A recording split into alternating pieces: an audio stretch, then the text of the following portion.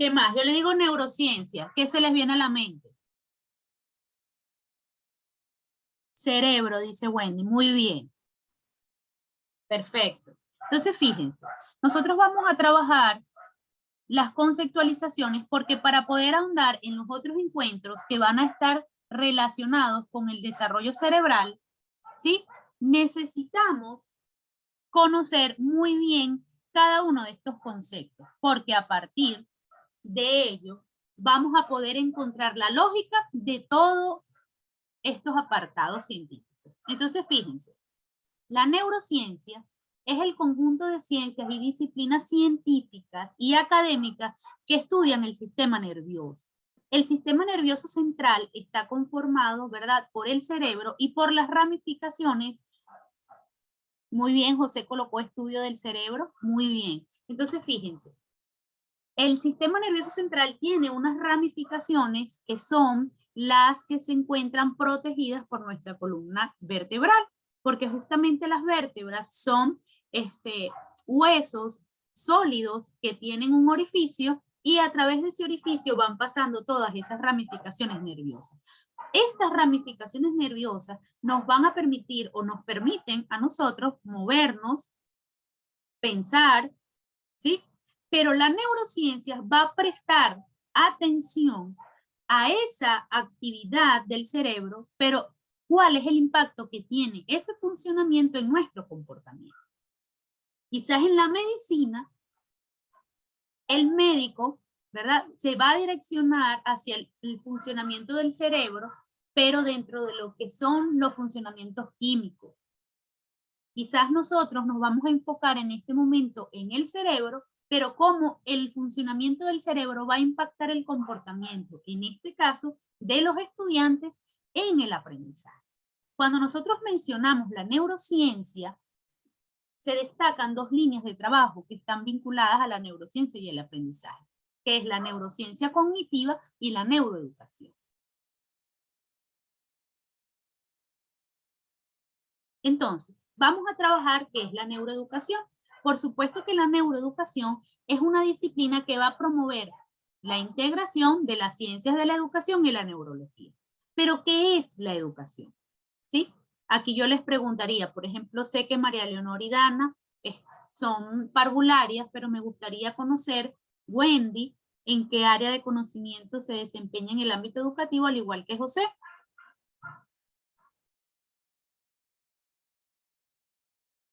Wendy está escribiendo, a ver.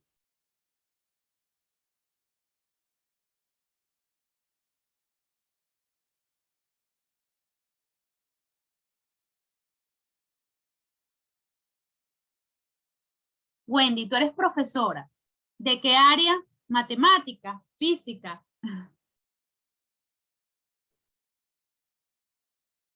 Y José también. Voy a esperar que me respondan porque siempre es bueno para poder ir dando ejemplos relacionados con esas áreas de conocimiento. Sí, profe, buenas tardes. Buenas tardes. Yo en mi caso no soy profesor. Sí me interesa mucho lo que es el estudio de la neurociencia, pero en sí no ejerzo ninguna profesión afine a la enseñanza. Ok, perfecto. O sea, sin embargo, fíjate que los encuentros que vamos a tener, pues te van a ayudar porque vamos a trabajar el desarrollo cerebral en los otros encuentros y por supuesto que también vamos a tener algunas actividades que fortalezcan las áreas del cerebro de manera de que la persona, ¿verdad?, la cual tú acompañas pueda desarrollarse exitosamente. Fíjense muy bien, Wendy también está en preparatoria, entonces estos encuentros le van a servir para poder estipular actividades que estimulen constantemente el cerebro, sobre todo de los niños más pequeños, ¿sí? Esto no quiere decir que un cerebro de un adulto no puede aprender, sí aprende, y justamente ese tema lo vamos a abordar en unos minutos. Entonces, fíjense, ¿qué es la neuroeducación? Ya tenemos que la neuroeducación es la fusión entre la educación y la neurología. Ahora, nosotros como educadores, ¿qué entendemos como educación? Sabemos que el verbo educación proviene de educere, que significa conducir fuera de, extraer de dentro hacia afuera. Entonces, cada uno de nosotros tenemos la función de extraer de nuestros estudiantes o de pulir ese diamante en bruto. Nosotros tenemos que conocer cuáles son sus habilidades y sus potencialidades para poder extraer y desarrollar esas capacidades. Porque justamente cuando nosotros comprendemos en qué está pensada la educación, es allí donde nosotros podemos trabajar. Cuando yo no sé qué busco en mi estudiante o cuando yo pienso que solamente estoy en el mero deseo, ¿verdad?, de enseñarle a que conozca el abecedario o solamente enseñarle a que aprenda a leer y que no genere lo que es la lectura comprensiva, un ejemplo, entonces yo desconozco lo que significa la educación, ¿sí? Entonces, el término educación se identifica con los significados de criar, de alimentar, y se vincula con las influencias educativas o acciones que desde el exterior se llevan a cabo para formar, criar, instruir o guiar al individuo, en este caso a la persona. Por eso, nosotros tenemos que trabajar la educación como la posibilidad que tenemos como educadores de potenciar las posibilidades educativas del sujeto, ¿sí? Cuando nosotros entendemos eso, podemos dar un paso más allá de lo que hacemos normalmente en nuestro accionar pedagógico. Ahora bien, vamos a trabajar lo que es la neurología, porque esta es la segunda rama que se vincula con la neuroeducación. La neurología es la especialidad médica que estudia la estructura, la función y el desarrollo del sistema nervioso. El sistema nervioso central está dividido por varios. Uno de ellos es el central, el otro es el periférico y el otro es el autónomo. La neurología como ciencia médica se ve en la necesidad de estudiar todos estos sistemas nerviosos, ya que ellos son los que permiten el movimiento, el pensamiento de los seres humanos. Por supuesto que también esto permite el estudio del sistema muscular en estado anormal y en estado patológico, utilizando todas las técnicas clínicas e instrumentales de estudio. Por supuesto que también el que es especialista en neurología tiene la posibilidad de diagnosticar y de emitir un tratamiento. Nosotros en el ámbito de la neuroeducación como educadores no tenemos la posibilidad de establecer un diagnóstico o un tratamiento, pero sí tenemos la posibilidad de generar actividades que promuevan la estimulación y el desarrollo cerebral. ¿Sí? Bien. Ahora, básicamente, ¿qué busca la neuroeducación? ¿Sí? La neuroeducación es la disciplina que estudia el funcionamiento del cerebro durante un proceso importante, que es el proceso de enseñanza-aprendizaje. ¿Sí? La neuroeducación sienta o fija su mirada en el desarrollo del cerebro o el funcionamiento del cerebro mientras el estudiante está aprendiendo. Cuando usted está dando su clase, en ese niño están pasando una serie de acontecimientos cerebrales, bioquímicos, que nosotros realmente a veces desconocemos, ¿sí? Y que muchas veces surgen algunas preguntas. ¿Por qué no me está prestando atención? ¿Por qué se distrae tan rápido? Entonces, todas esas preguntas van a encontrar una respuesta cuando yo doy una mirada a partir de la neuroeducación, ¿sí? Entonces, la neuroeducación va a analizar el desarrollo del cerebro humano y su reacción ante los estímulos. ¿Quién da los estímulos en el área educativa? Pues el docente, ¿sí? Y estos estímulos se van a convertir posteriormente en conocimiento.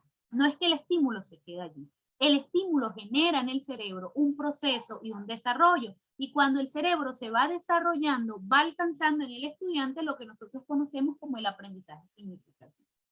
La neuroeducación utiliza la emoción y la motivación como elementos claves para alcanzar el aprendizaje. Esto es importante, porque no solamente va direccionado a que es importante motivar o que el estudiante se emocione, sino que biológicamente o fisiológicamente, cuando el estudiante se emociona, comienza a generar una cantidad de hormonas que le van a permitir a él desarrollar su capacidad cerebral y por ende generar el aprendizaje. Dentro de la neuroeducación la emoción y el aprendizaje están directamente vinculados. Entonces, fíjense, los procesos cognitivos cerebrales dependen de la afectividad. Conocemos como procesos cognitivos la sensopercepción, la memoria, la atención, ¿sí? Inclusive existen otros procesos cognitivos que lo vamos a abordar en el encuentro del día miércoles, ¿sí? Pero estos procesos cognitivos cerebrales van a depender, fíjense ustedes, de la afectividad y se ven influidos por ello. Entonces, es importante que nosotros tengamos esto en consideración, porque muchas veces un estudiante que no ha desayunado no puede rendir al igual que un estudiante que ya ha desayunado.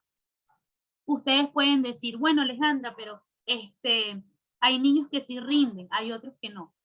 Todos los elementos que incidan en el funcionamiento del cuerpo van a verse reflejados en el proceso de enseñanza-aprendizaje. Hay un estudiante que puede comer todos los días y puede ir a la escuela desayunado, pero resulta que el desayuno que le ha dado su mamá todos los días es leche Tony con conflay de chocolate. ¿Sí? Entonces, ¿qué sucede? ¿Qué sucede con ese estudiante? No es que no haya comido, sí comió, pero ¿qué alimento ha ingerido para que pueda desarrollarse efectivamente en el proceso de enseñanza-aprendizaje?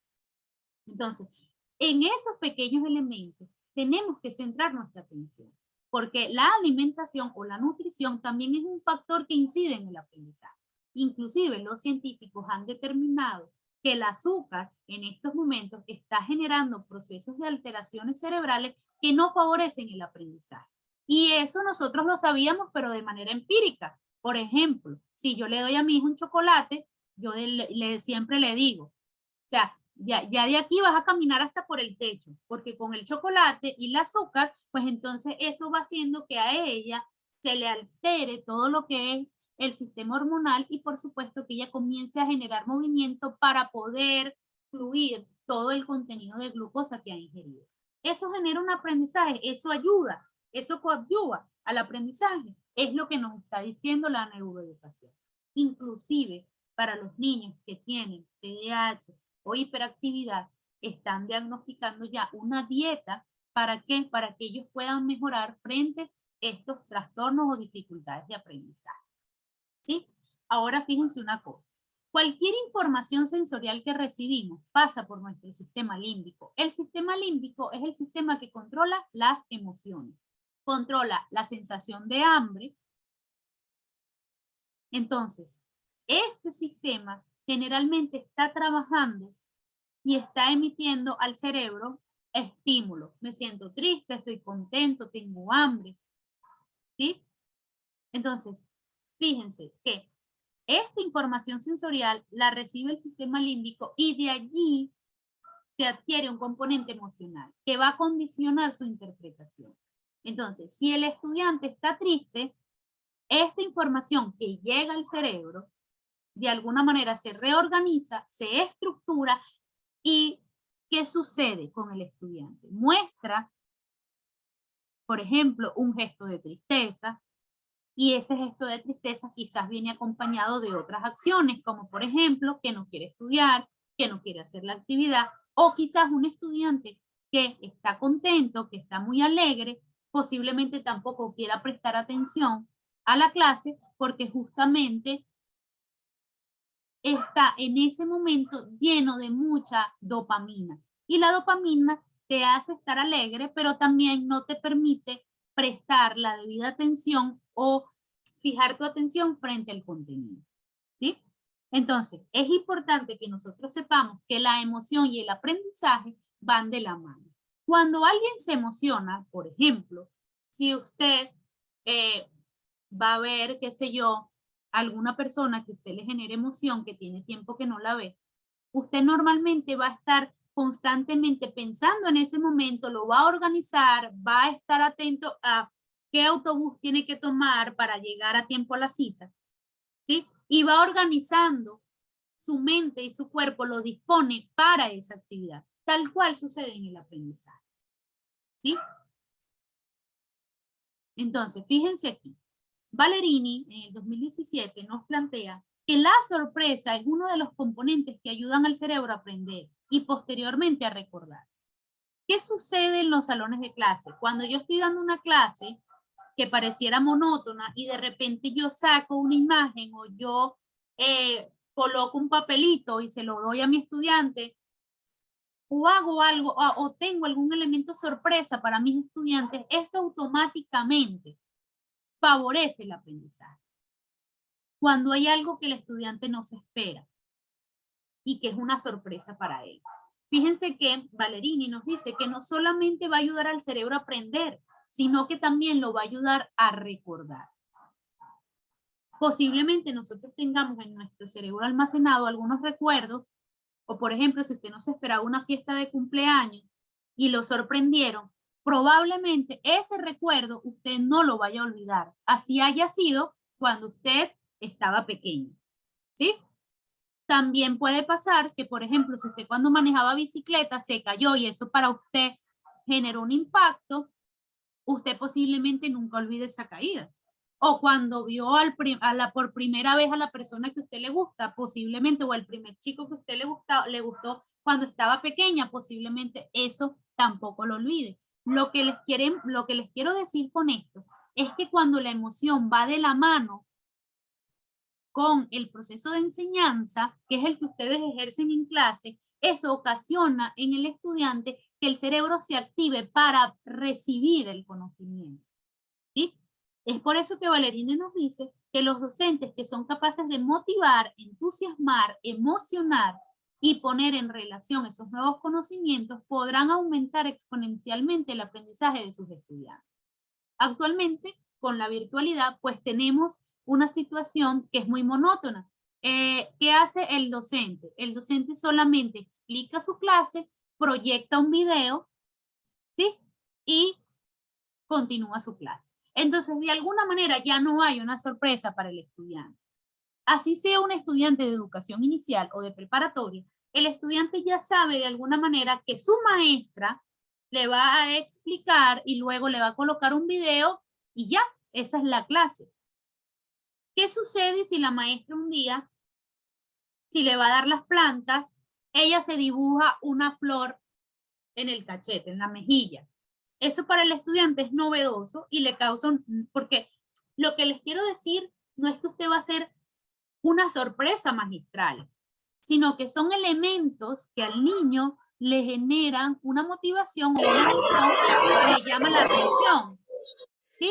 Entonces, cuando ese elemento le llama la atención al niño, él es capaz de prestar atención y eso permite que su cerebro genere una hormona, ya sea la dopamina o la serotonina, que son las que están relacionadas con la hormona de la felicidad, son consideradas hormonas de la felicidad. Y cuando esto sucede en el niño, él es capaz de aprender. Fíjense lo importante de la neuroeducación, ¿sí? Porque entonces está estudiando el cerebro mientras el estudiante aprende y qué es lo que debemos hacer para propiciar este desarrollo.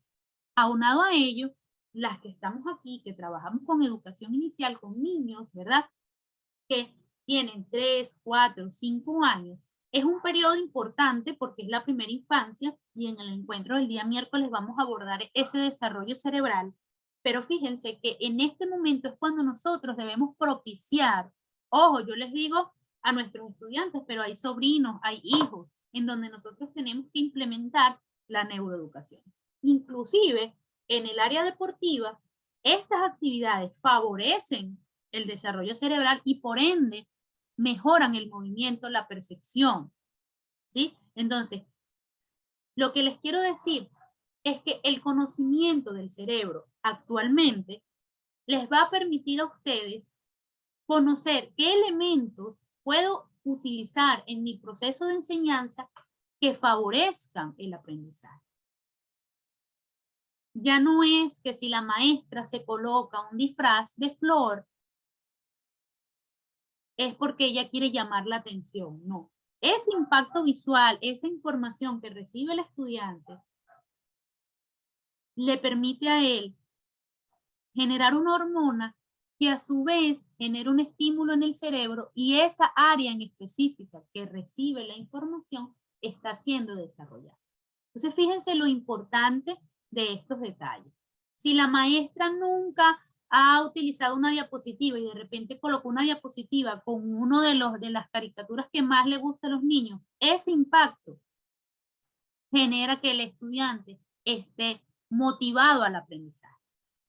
¿Sí? Eso por decir de alguna manera algunos elementos que podemos utilizar, pero hay infinidades, sobre todo en la presencialidad, hay infinidades de elementos o recursos que podemos introducir para la mejora de esta capacidad cerebral. Ahora voy a proyectar un video en donde está Francisco Mora, un profesor que creó un manual de neuroeducación. Yo sí quisiera que lo escucharan. Voy a compartir el sonido también.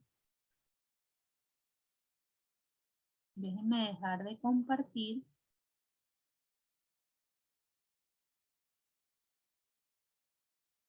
Para compartir el sonido también. Bien.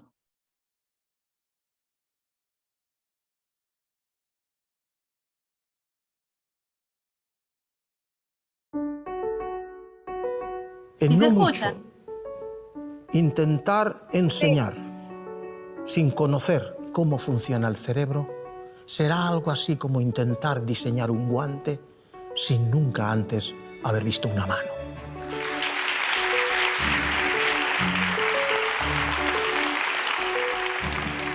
La cultura en que vivimos y que hemos conocido y conocemos se está muriendo. Está naciendo una nueva cultura, la cultura neuro, que significa el darnos cuenta que el ser humano, lo que es el ser humano, lo que siente, lo que cree, lo que piensa, lo que hace, y en ello está evidentemente aprender y memorizar, es producto del funcionamiento del cerebro. La importancia, por tanto, de ello es trascendente. Pero es tan nuevo que es discutido todavía. Hay docentes de prestigio que todavía en este momento dicen es que no es tampoco tan necesario hablar del cerebro. Yo puedo explicar lo mismo sin apelar al cerebro.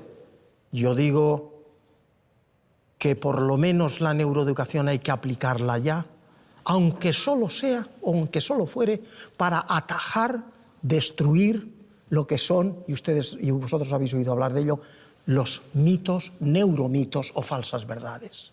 Hoy todo el mundo habla del cerebro, porque es la referencia importante, más allá de la filosofía. Es lo que nos aporta datos constatados. Y cuando hablamos así, hablamos de que podemos hablar de la memoria, del aprendizaje y de la memoria. Podemos hablar, insisto y lo repito, de valores y normas. Pero podemos hablar ya con fundamento de lo que significa y el valor que tiene la atención. Por ejemplo, el ejemplo más paradigmático del valor que puede tener la neuroeducación es para habernos dado cuenta, en un tema tan debatido como es ¿cuándo comienza un niño a leer? ¿A los 3 años? Evidentemente no. ¿El niño que sin embargo tarda hasta los 7 años? Evidentemente no. Se estima por observación que el niño en general de un colegio a los 5 años, 6 años ya está listo para aprender a leer. Pero no todos. ¿En qué se fundamenta ahora que la neuroeducación pueda decir algo? En que sabemos que áreas fundamentales del cerebro, como es el área 23 y 44, en fin, áreas de Broad, ciertas áreas del cerebro, la corteza parietal posterior y la temporal superior, hay ahí un área en donde la esencia de la lectura está en transformar el grafema en fonema. Si eso no ocurre, se lee muy mal o cuesta mucho. O hay que acudir a expandir los circuitos en otras áreas que cuesta sangre, que quiere decir castigo, quiere decir desazón, quiere decir malestar del niño al aprender. Y aprender algo, si hay que aprenderlo bien, hay que hacerlo con alegría. ¿Qué es cuando se aprende? Es cuando te da gusto. Eso se logra en la lectura a partir de los 6-7 años. ¿Por qué? Porque esas áreas ya sabemos ahora que han terminado de formarse los circuitos sinápticos y además aislar los axones con mielina para que la información vaya con nitidez. Enseña a un niño de 7 años a leer y te lo hace en 3 semanas. Frente al niño que sí tiene y no está preparado porque tiene inmaduras esas áreas a los 4, no solo hay que castigarlo, es que hay que atacarlo en el sentido de venga que no tal. Y esto ha presentado siempre problemas muy grandes. ¿Por qué el niño de 6, de 4 o 5 años de mi vecina sí ha aprendido a leer y en mi mismo colegio el mío no? ¿Es que el mío es más tonto o es que el maestro es tonto? Pues no, se puede deber, y de hecho es cuando ocurre normalmente, a que esas áreas no están maduras en uno y en el otro sí. Esa es la versatilidad y la división. Eso es lo que como ejemplo pongo para decir que neuroeducación es importante que comencemos.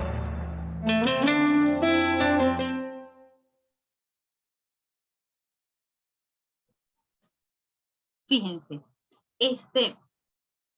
Francisco Mora nos habla de que en este momento actual, hablar de la educación sin hablar del cerebro es como crear un guante sin ver una mano. Si yo no conozco una mano, ¿cómo puedo crear un guante? No conozco la mano y por ende no puedo crearlo porque desconozco la forma de la mano. Y justamente eso es lo que está pasando y es lo que nos ha pasado. En ocasiones a veces realizamos comparaciones, a veces en la escuela con los hermanos, pero si tu hermano aprendió a leer a los 5, ¿por qué tú no aprendiste a leer si ya tienes 5 años? Entonces, justamente esa explicación la vamos a encontrar en la neuroeducación, porque justamente eso que mencionaba Francisco Mora es lo que vamos a abordar en los otros encuentros. No podemos en el primer encuentro hablar de los fundamentos y luego ver el desarrollo cerebral, sino que vamos a ir trabajándolo por partes.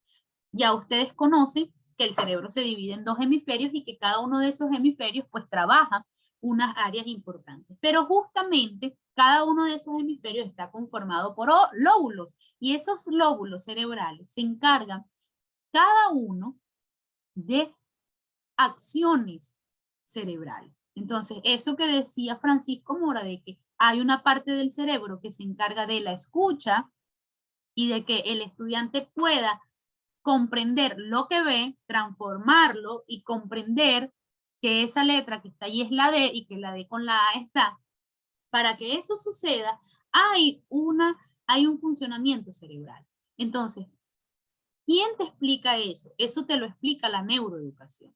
Y por eso, si esas áreas están inmaduras en algunos de nuestros estudiantes, pues por supuesto que no va a generar el aprendizaje de la lectura. Si, por ejemplo, un estudiante tiene una debilidad en cuanto a las conexiones sinápticas, que también la vamos a ver el día miércoles, ¿qué es lo que sucede? Sucede que el estudiante no va a poder realizar la conexión de una neurona con otra y por lo tanto la información va a tardar en llegar al cerebro. Esto significa que el aprendizaje probablemente de ese estudiante vaya a ser un poco más lento. No significa que no lo pueda lograr. Ahora, cuando yo identifico dentro de la neuroeducación que hay una debilidad en el aprendizaje o que el estudiante no está respondiendo según los parámetros que yo tengo en mi cabeza, que posiblemente no sean los correctos, entonces yo comienzo a hacerme la pregunta, ¿qué está pasando? Y aunque como les dije al principio, nosotros no podemos diagnosticar si existe alguna debilidad en el cerebro o si hay algún área inmadura, nosotros podemos generar estrategias que vayan direccionadas a cada una de esas áreas. Y que si el estudiante tiene una debilidad en el área de Broca, por ejemplo, que se le dificulta la lectura o se le dificulta el lenguaje, nosotros podamos generar actividades en clase que permitan que esos circuitos cerebrales se desarrollen. Entonces, cuando esa área se va desarrollando, pues por supuesto que el niño va presentando mejoras en el aprendizaje. Entonces, esos pequeños elementos tenemos que tenerlos en consideración y evitar de alguna forma la comparación en los salones de clases de un estudiante con otro. Porque muchas veces desconocemos el por qué un estudiante puede aprender más rápido la matemática que otro. Entonces, justamente todo esto viene dado por el desarrollo cerebral y por eso es que es importante y de alguna manera se va comprendiendo el proceso educativo cuando en la ficha de registro del estudiante en la escuela se le pregunta a la mamá cómo fue su embarazo. Fue un embarazo tranquilo, ¿sí? Porque todo eso también incide en el aprendizaje. Fíjense que el desarrollo cerebral se da inclusive antes de la gestación. Cuando cuando ya la madre prepara su cuerpo, en este caso, que ya tiene la madurez para asumir a una pareja y disponer su cuerpo para ser madre, todo lo que consume, lo que creo que aquí tengo a Víctor que, sí, Víctor. Hola. Hola, hola, ¿cómo están? ¿Cómo les va? Bueno, mi nombre es Víctor Isa Villasís, me da un gusto conocer María Leonor, qué gusto que estuvo antes de la hora, ¿no? Muy bien. Wendy, también un gusto, un placer enorme, veo que estás tomando apuntes, muy interesada. Me alegro mucho. Dana, qué alegría, qué bueno saludarte y conocerte también. Y José, bienvenido. Bueno, yo soy el que les molestaba. Y soy, bueno, ¿qué les digo? El que creó esta historia hace como 12 años atrás, que es Transforma Human Company, y que hemos dado algunos cursos, ¿no? Y creo que este es uno de los más interesantes que ustedes van a tener con respecto a lo que es el cerebro. Ojalá después podamos trabajar cerebro e inclusión, ¿no? Inclusión educativa, que sería muy interesante.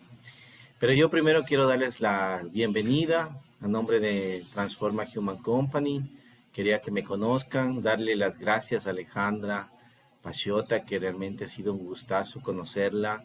La conocí en uno de los grupos y yo tengo un ojo para ver quién nos puede dar después otro curso, ¿no? Entonces así por eso está aquí Alejandra y no me equivoqué, porque tiene un gran currículum dando capacitaciones, así que por favor exprímanle, háganle muchas preguntas.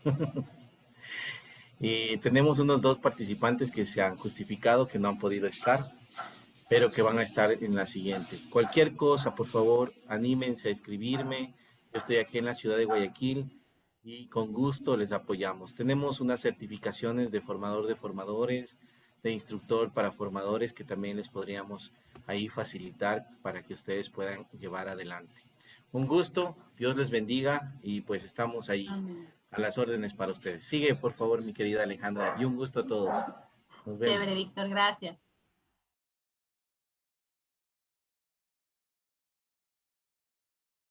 Bien.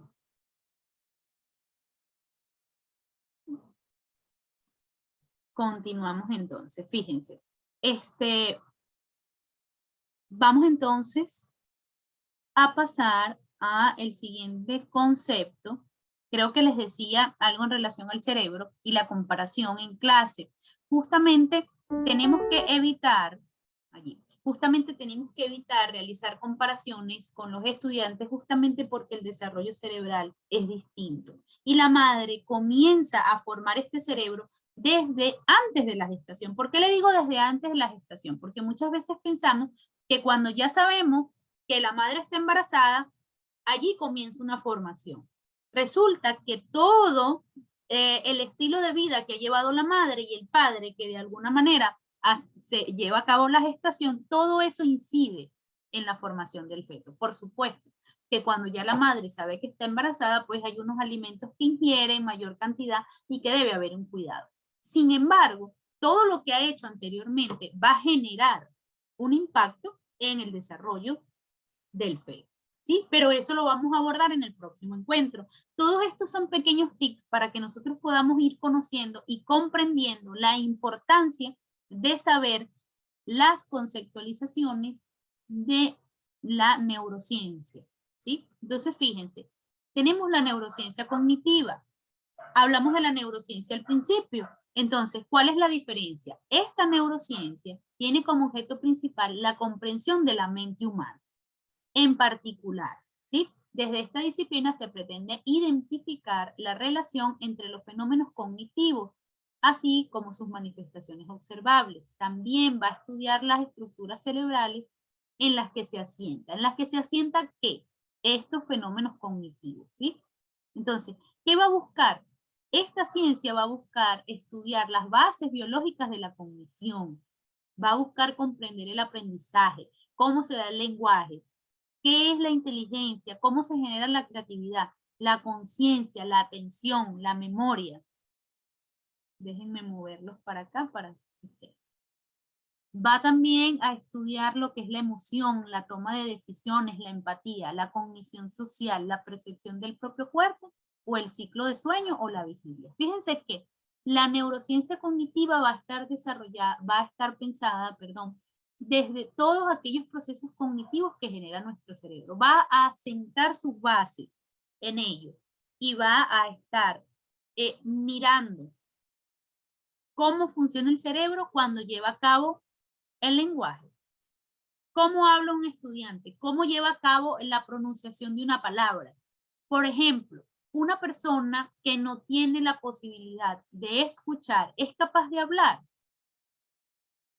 Entonces, esas son preguntas que debemos realizarnos. Normalmente, una persona que tiene deficiencias auditivas no puede aprender a hablar. Sin embargo, hay casos puntuales, por supuesto, que logran hablar, por supuesto no con claridad, pero sí logran hablar. Entonces, estos, ¿cómo lo logran? Lo logra a través del desarrollo de estas áreas encargadas del lenguaje y a través, por supuesto, de ejercicios de la emisión de ondas sonoras que emite nuestra voz, ¿sí? Entonces, él logra identificar, es como, por ejemplo, cuando yo les digo, una persona que tiene deficiencias auditivas o que no escucha, ¿verdad? Puede aprender a bailar. Normalmente sí aprenden a bailar, pero a través de las vibraciones que emite las canciones. Entonces ellos logran identificar esa vibración y la comprenden y la interpretan. Entonces es por esta razón que nosotros no podemos subestimar el funcionamiento cerebral y tampoco podemos decir, como no escucha, no puede hacer, ¿sí? Y eso que decía, por ejemplo, Víctor, el desarrollo del cerebro y la inclusión. Esos son temas que nosotros podemos abordar a través de diversas estrategias para desarrollar esa área y, por supuesto, generar en el estudiante un mejor funcionamiento cerebral, ¿sí? Ahora, dentro de otros de los temas o de las terminologías que nosotros debemos manejar es la pedagogía. ¿Qué es lo que nosotros entendemos como pedagogía? Porque muchas veces pensamos que la pedagogía es solamente el que yo me coloque frente a unos estudiantes y pueda dar una clase, ¿sí? Ahí es donde yo les diría, muchas veces escuchamos, por ejemplo, que dicen, ese profesor no tiene pedagogía. Entonces, ¿en dónde está fundamentada la pedagogía? Fíjense que etimológicamente la palabra pedagogía proviene de la paidagogía. Fue en Grecia la función del pedagogo. ¿Qué hacía el pedagogo? El pedagogo tenía que conducir a los niños hacia una zona para poder dar clase.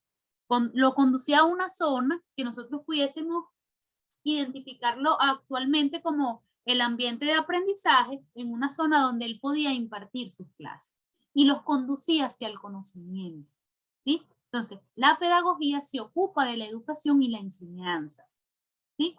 ¿Cómo se aborda? El saber explicar, cómo explico, cómo utilizo el recurso. No está relacionado con el recurso porque el recurso concreto, el recurso didáctico, lo estudia la didáctica, ¿sí? La pedagogía va a estudiar el saber enseñar, ¿sí? Y cómo somos capaces nosotros de utilizar o de tomarnos todas estas estrategias para poder generar el aprendizaje significativo en nuestros estudiantes, ¿sí? Bien, como ya hemos hablado un poquito bastante, vamos entonces a hacer una pausa activa para continuar, ¿sí? Porque estamos hablando de la neuroeducación. Entonces, ¿qué vamos a hacer? Fíjense, en primera instancia nos vamos a colocar de manera erguidos frente a la computadora o el celular, vamos a tomar nuestra mano derecha y vamos a inclinar nuestra cabeza hacia el hombro derecho. Y nuestro hombro izquierdo va a hacer círculos hacia atrás, ¿sí? Y yo les cuento, a ver, no veo a José y déjenme ver a Wendy, déjenme dejar de compartir para verlos.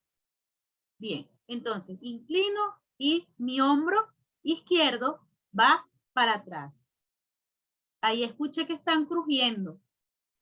Vamos, 2, 3, 4, 5, 6, 7 y 8. Ahora sí, cambiamos. Ahora vamos hacia el lado izquierdo y mi hombro derecho va hacia atrás. 1, 2, 3, 4, 5, 6, 7 y 8. Muy bien, excelente. Ahora, vamos a colocar las manos aquí al frente. Déjenme arrimar un poquito esto para aquí atrás y vamos a hacer un poquito de gimnasia cerebral. Pero esta es sencilla, la vamos a ir intensificando en los encuentros, así que se van preparando. Entonces, fíjense qué vamos a hacer. Mientras una mano cierra, la otra se queda abierta. ¿Sí? Y ahí cambio. Cierro, abro. Ajá, ahora lo vamos haciendo más rápido, más rápido, más rápido. Vamos a ver. Rápido, rápido, rápido, rápido, rápido. Lento, lento. Recuerden que miren, abro y cierro.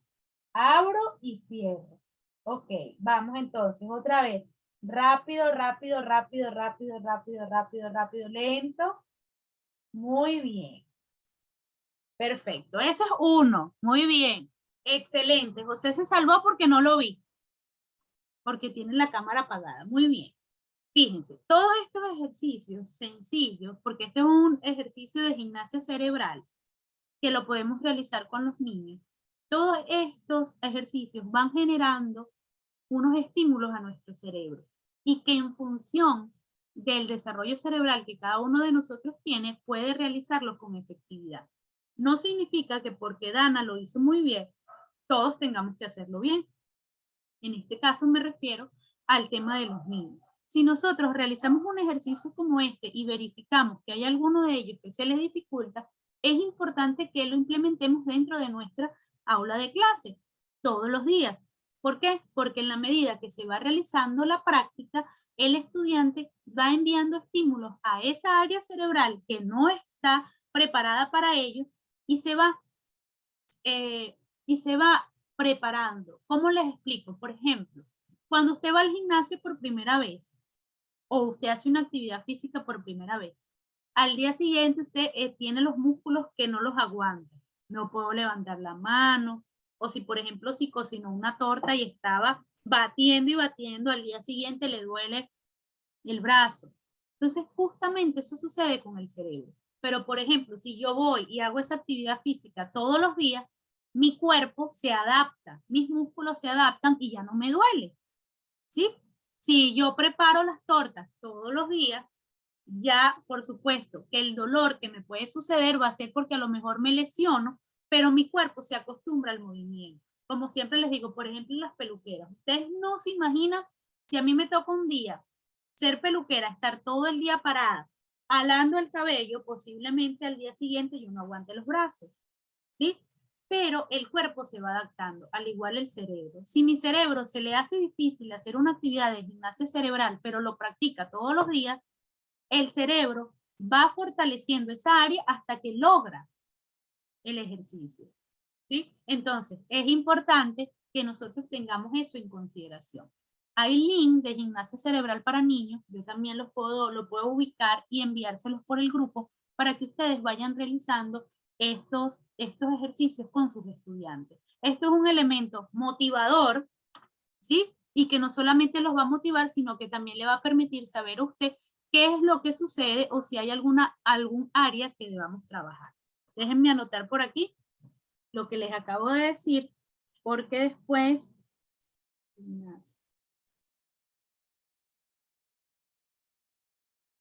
Bien. Ahora sí, continúo compartiendo. Luego de esta pausa activa, vamos entonces a trabajar lo que es el neuroaprendizaje. El neuroaprendizaje es una disciplina que combina la psicología, la pedagogía y la neurociencia. Por eso era que les explicaba anteriormente en qué consiste la pedagogía y en qué consiste la neurociencia. Al igual que la psicología va a estudiar el funcionamiento cerebral y cómo éstas son capaces de equilibrar la salud mental de la persona. Entonces, El neuroaprendizaje nos va a explicar cómo funciona el cerebro en los procesos de aprendizaje. Pero, ¿qué debemos saber sobre el funcionamiento del cerebro y el proceso de aprendizaje? ¿Qué debemos saber? Una de las primeras premisas está fundamentada en que el aprendizaje va acompañado primero de una maduración de las estructuras mentales que lo sustentan. Debemos respetar los ritmos de desarrollo.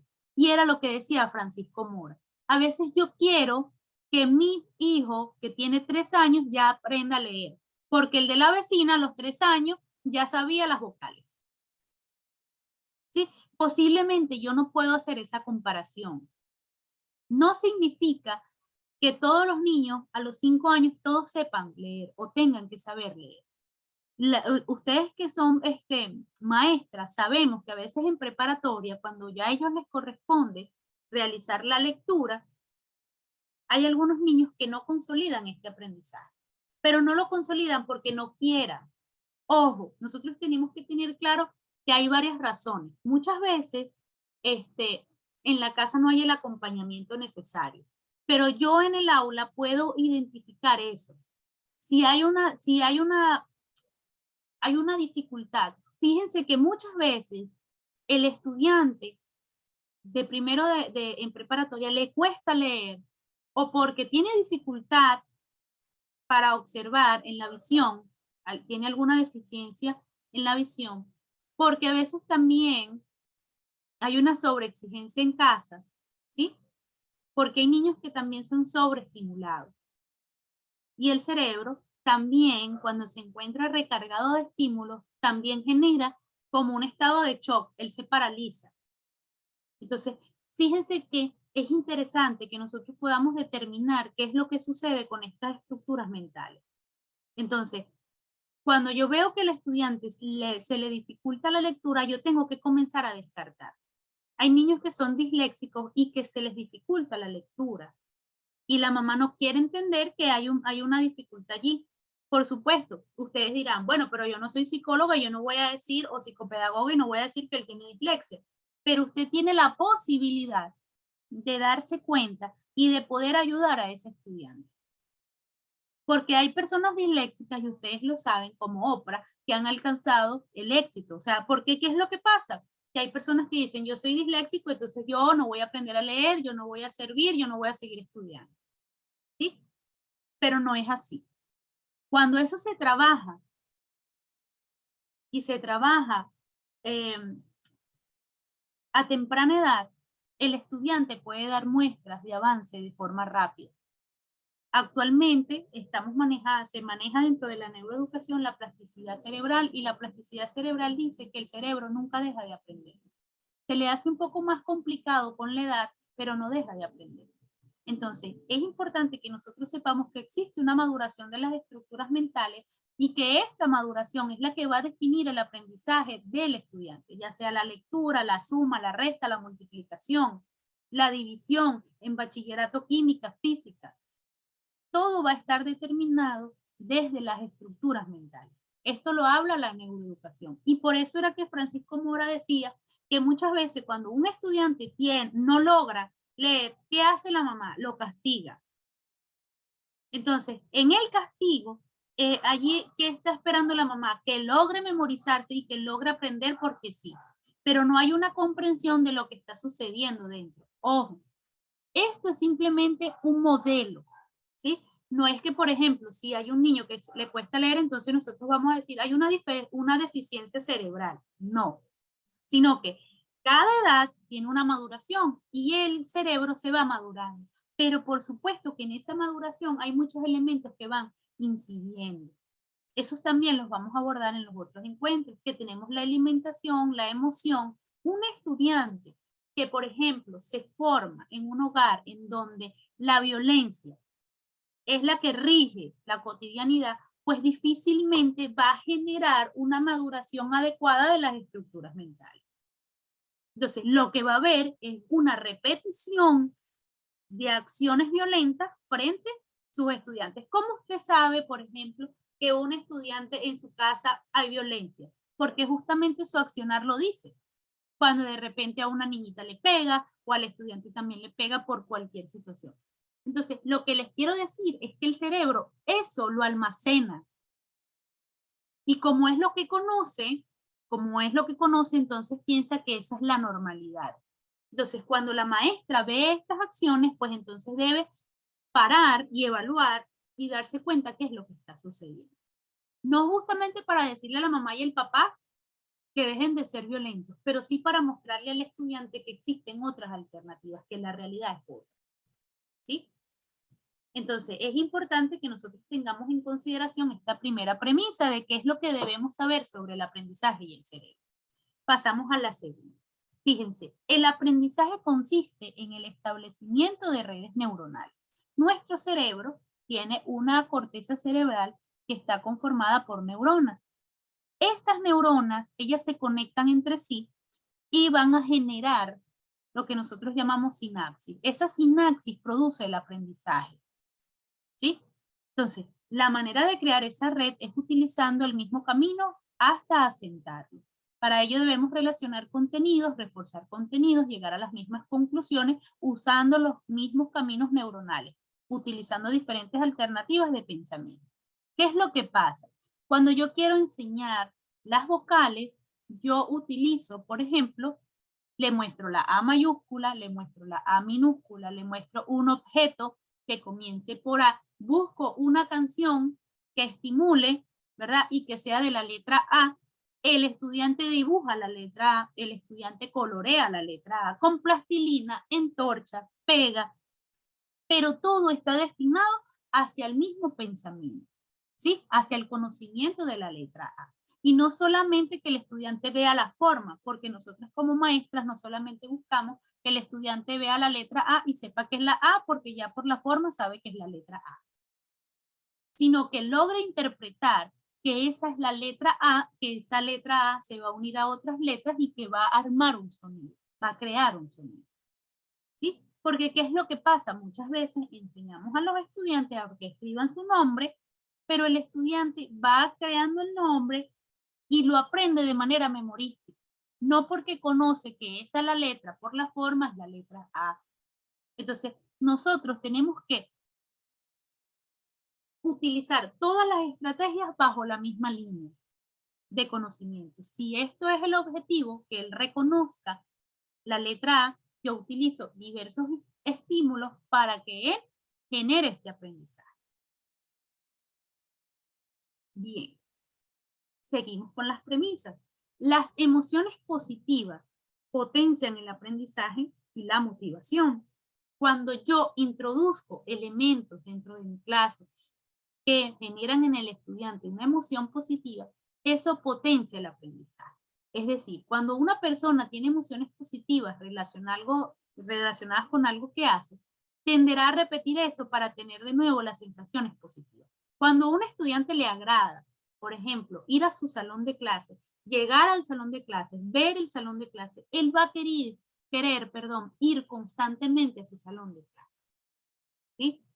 Si él se conecta con la maestra y la maestra lo recibe con una sonrisa y él quiere ver a su maestra.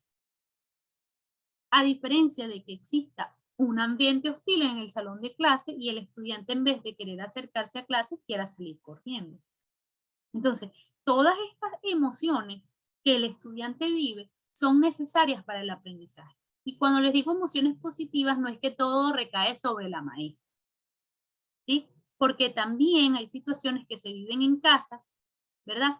Que el estudiante lleva a la escuela, ¿sí? Porque se siente triste o porque está muy alegre porque su mamá le dio un regalo. Entonces, todas esas emociones nosotros debemos reubicarlas y direccionarlas hacia la tranquilidad del estudiante con el objeto de que pueda aprender.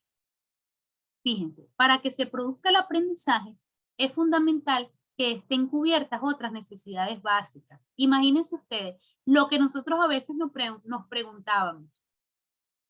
Pero si ha comido, podrá aprender. Pero si tiene sueño, ¿será que su cerebro está escuchándome?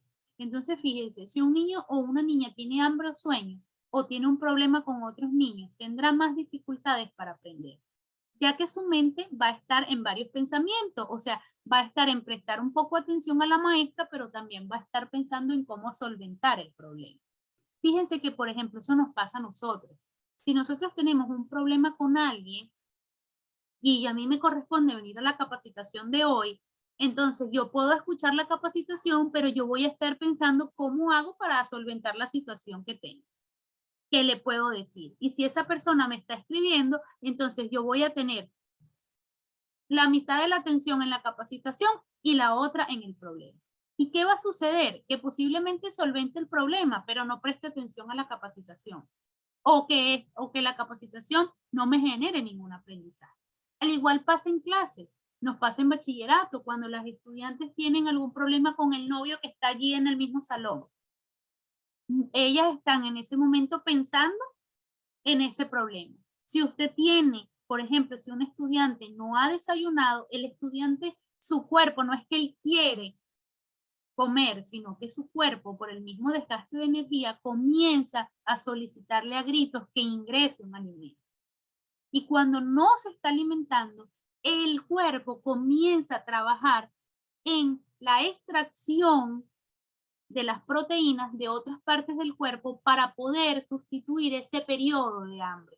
¿Qué es lo que sucede? Cuando hay hambre, ustedes lo han experimentado porque a veces nos pasamos las horas de la comida, comienzan los jugos gástricos a funcionar porque están acostumbrados a que Wendy come todos los días a las 12 del mediodía. Un ejemplo.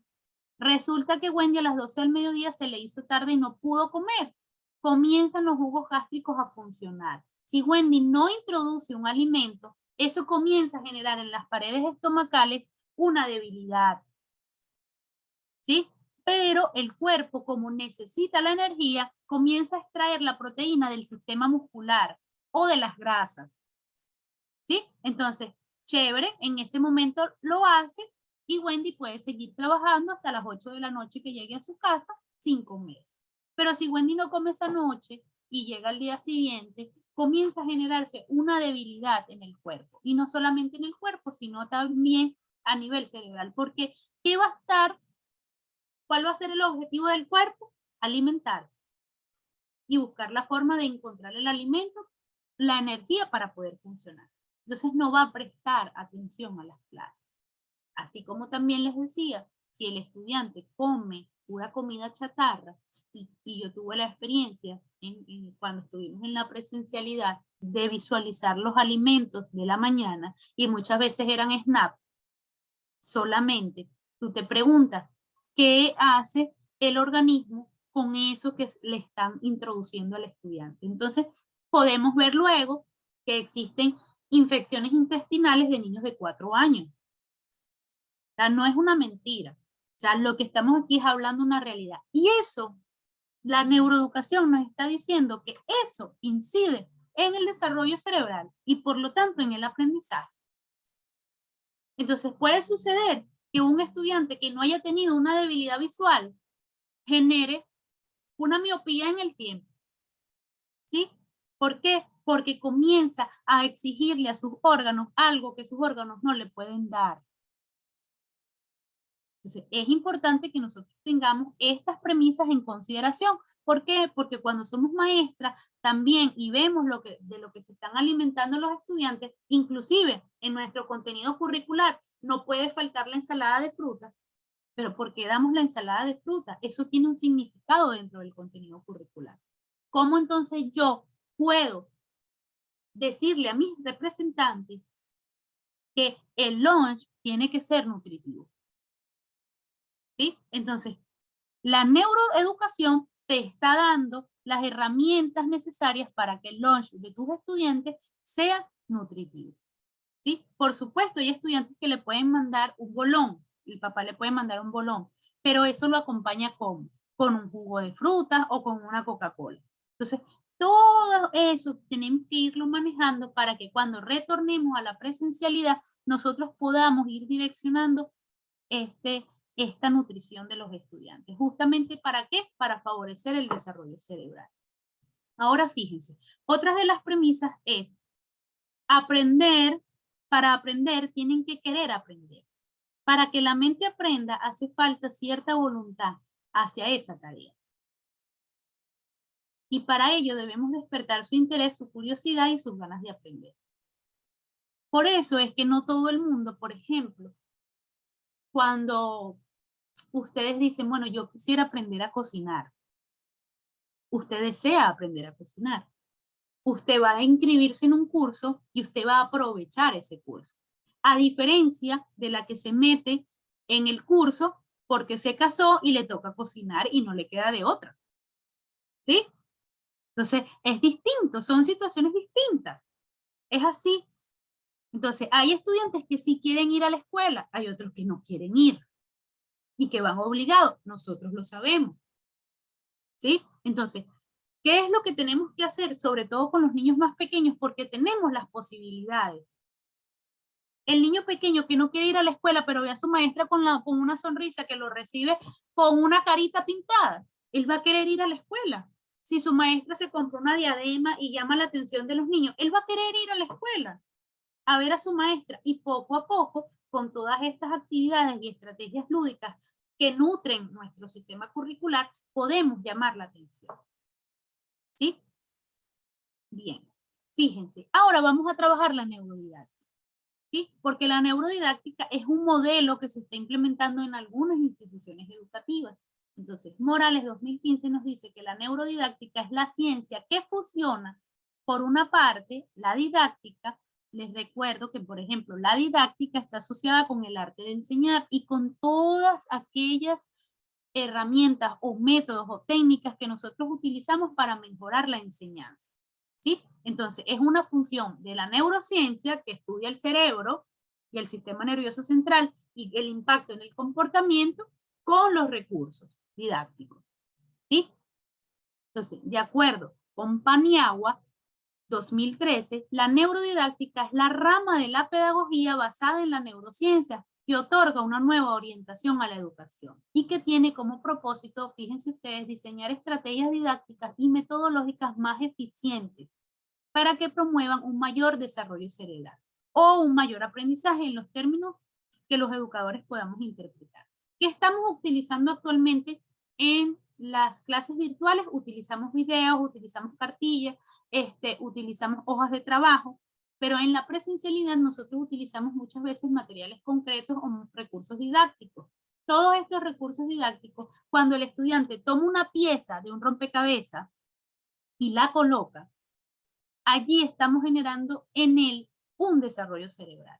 ¿Qué es lo que sucede? Que el estudiante cuando termina el primer trimestre, ese rompecabezas ya se lo sabe de memoria y ya lo arma y lo desarma en 2 segundos. Entonces, ¿qué es lo que tenemos que hacer? No podemos quedarnos en ese periodo de adaptación, sino que si ya, por ejemplo, en ese primer trimestre, ya él ese rompecabezas que tenía 12 piezas, ya lo maneja, ya para el segundo trimestre yo le regreso al representante ese rompecabezas y le digo, tráigame uno de 20. ¿Por qué? Porque yo tengo que comprender que cuando el cerebro se adapta, ya él ahí en la adaptación, él no va a dar más. Yo tengo que darle un estímulo más fuerte para que él se adapte a ese estímulo más fuerte. El cerebro, cuando ya conoce algo, es capaz de quedarse allí y no generar ningún otro aprendizaje. Entonces, cuando yo le voy dando el estímulo, lo voy intensificando, él va fortaleciendo esa área. Entonces, si yo paso de 12 piezas, un ejemplo, al de 20, la primera vez se le va a hacer muy difícil y posiblemente tarde, pero eso no significa que él no va a encontrar la forma de armarlo. Cuando termine el segundo trimestre, ese rompecabezas de 20 piezas me lo va a armar como el de 12. Pero yo logré fortalecer el área cerebral.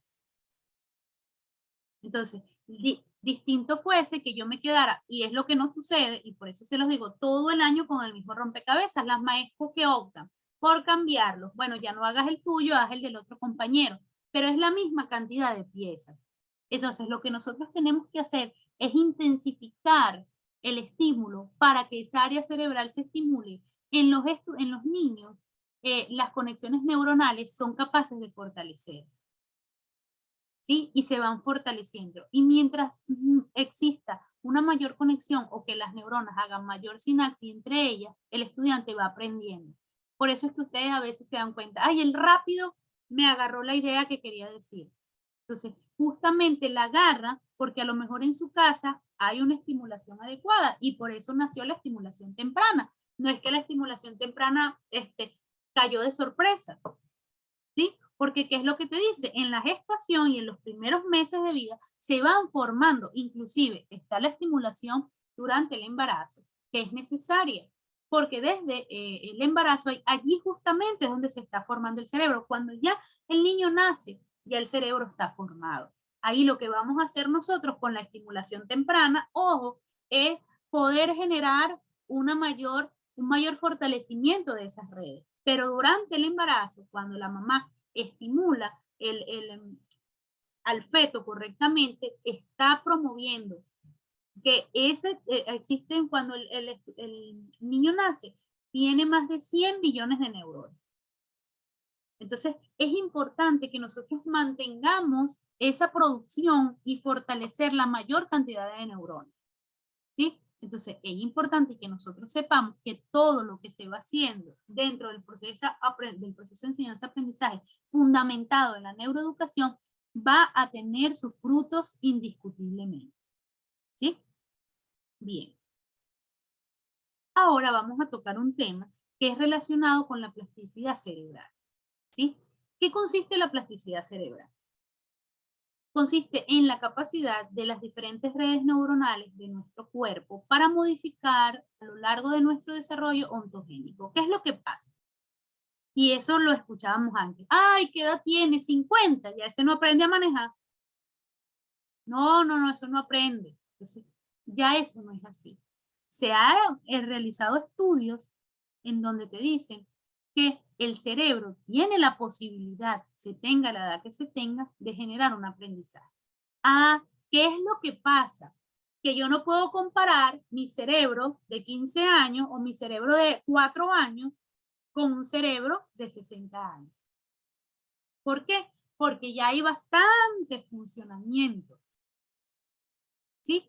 Entonces, el niño de 4 años tiene una función neuronal rápida. Por lo tanto, todo lo que él pueda ver o aprender, lo va a aprender mucho más rápido que la persona que tiene 60. Eso no significa que el que tiene 60 no lo va a lograr. Sí lo va a lograr, pero va a necesitar que practique muchas veces y que siente su aprendizaje en eso que él desea y que decida hacerlo, ¿sí?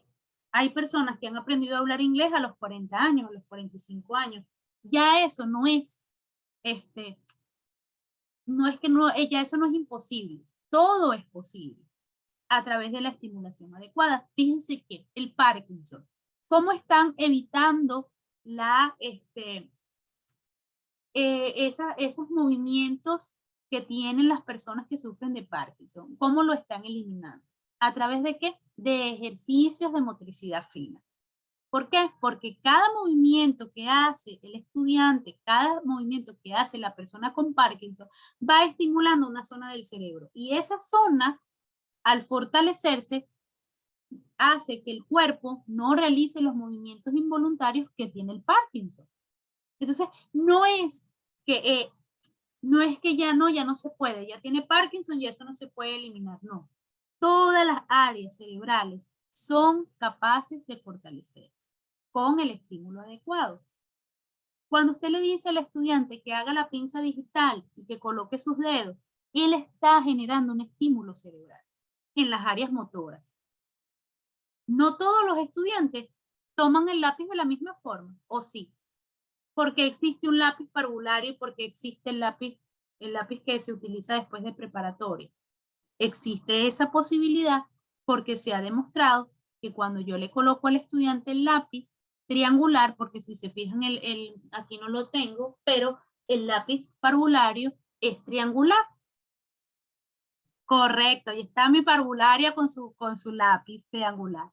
Entonces, eso facilita el agarre del estudiante y que haga la pinza. Pero eso no significa que porque el lápiz sea así y porque yo le diga al estudiante que esta es la pinza, él tome el lápiz de la manera adecuada. No sucede así.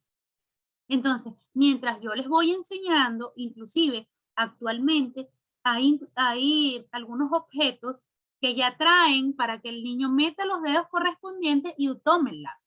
O sea, y el avance en eso es insuperable. O sea, es una cosa, para mí me parece maravillosa que podamos ayudar a nuestros estudiantes a eso, pero no nos podemos quedar solamente en esa forma y tenemos que estimular el cerebro para que él pueda desarrollar el pensamiento crítico. Como por ejemplo, cuando él hace el encaje, ¿qué es lo que pasa? Que nosotros normalmente en los salones de clase tenemos algunos recursos didácticos, no todos, pero ha llegado la hora en que nosotros tengamos un área en donde existan esta cantidad de recursos, de manera de que se pueda estimular el cerebro. Cuando un estudiante hace educación física, cuando un estudiante hace alguna actividad física, en el cerebro se están fortaleciendo las áreas, y no solamente las motoras, sino que se fortalecen inclusive las áreas relacionadas con la relación lógico-matemática. Entonces, no significa que porque el estudiante no logre o no alcance un aprendizaje en determinada área de conocimiento, no significa que no lo va a lograr. Solamente debemos buscar las alternativas para que logre fortalecer esta área cerebral. Otra cosa, cada cerebro tiene sus particularidades y por supuesto hay unos que van a tener áreas donde sus conexiones van a ser un poco más fuertes que en otras. Y por eso también encontramos que a lo mejor Wendy es muy buena en matemática, pero con la lengua y literatura le cuesta. ¿Sí? O María Leonor es buena en lengua y literatura, pero la matemática, bueno, no la quiere ni ver. Entonces, todo esto va determinado por el desarrollo cerebral. ¿Sí? Entonces, fíjense. Aquí hay unas recomendaciones. ¿Sí? Entonces, ¿cuáles son las recomendaciones en el ámbito educativo? Fundamentándonos, por supuesto, en lo que es la neuroeducación y la plasticidad cerebral. Primero, que tenemos que siempre realizar actividades que estimulen las funciones cognitivas y faciliten la sinapsis, como música, juegos de memoria, ejercicios prácticos de pensamiento. ¿Qué es lo que sucede? Muchas veces, y eso ha sido un elemento innovador en las áreas de inicial, que es la utilización de las canciones. ¿Sí? Actualmente todo lo aprendemos a través de una canción. ¿Sí? Si vamos a aprender la P con la A, ya hay personas que han pensado una canción para enseñar eso. Entonces nosotros tomamos el video. Pero nosotros no podemos tomar solamente el video, sino que tenemos que acompañar eso de otros elementos, de la cartilla, de la pizarra, de la diapositiva en este caso. ¿Por qué? Porque no todos los estudiantes van a disfrutar de la música, ¿sí? No todos los estudiantes van a disfrutar de la diapositiva, porque si tomamos en consideración las inteligencias múltiples y los estilos de aprendizaje, nosotros tenemos que abordar con nuestras estrategias todos estos elementos. Fíjense que están los juegos de memoria y los juegos prácticos de pensamiento. A veces tenemos algunas trivias. Las adivinanzas. Las adivinanzas es un ejercicio práctico de pensamiento. ¿Por qué? Porque cuando usted hace la adivinanza, ¿qué hace el estudiante? Comienza a pensar, y será esto, y será aquello, y será no sé qué. Pero entonces, en ese momento, que a lo mejor usted piensa que la adivinanza es algo sencillo, en ese momento el estudiante está buscando en sus esquemas mentales, ¿verdad?, dar una respuesta, y eso es positivo, así él se equivoque, ¿sí?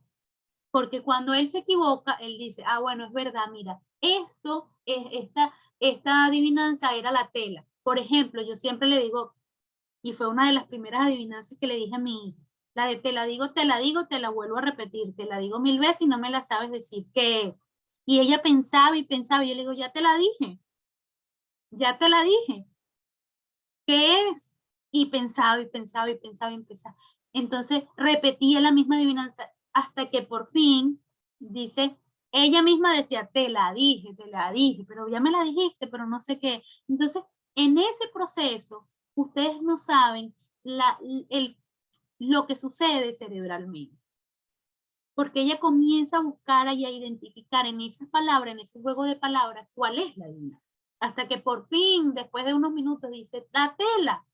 Entonces yo le digo, muy bien.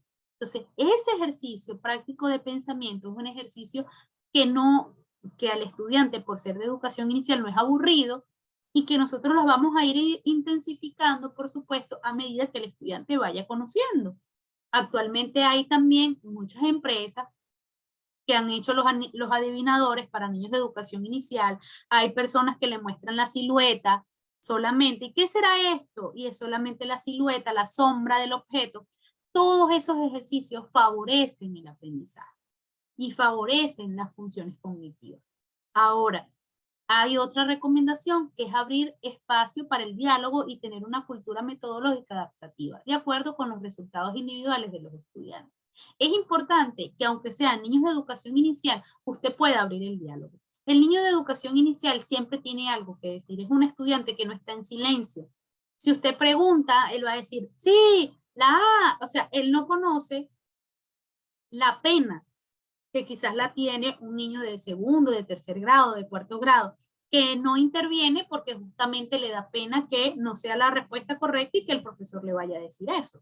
Entonces, como no tiene ese elemento, como no lo tiene, entonces es importante que usted lo aproveche. Y esa metodología adaptativa consiste en que cuando ya usted ve que el estudiante aprendió y consolidó el aprendizaje, usted tiene que cambiar el estímulo. Muchas veces nos quedamos con el mismo estímulo todo el año lectivo, pudiendo dar como un resultado de aprendizaje otra cosa distinta.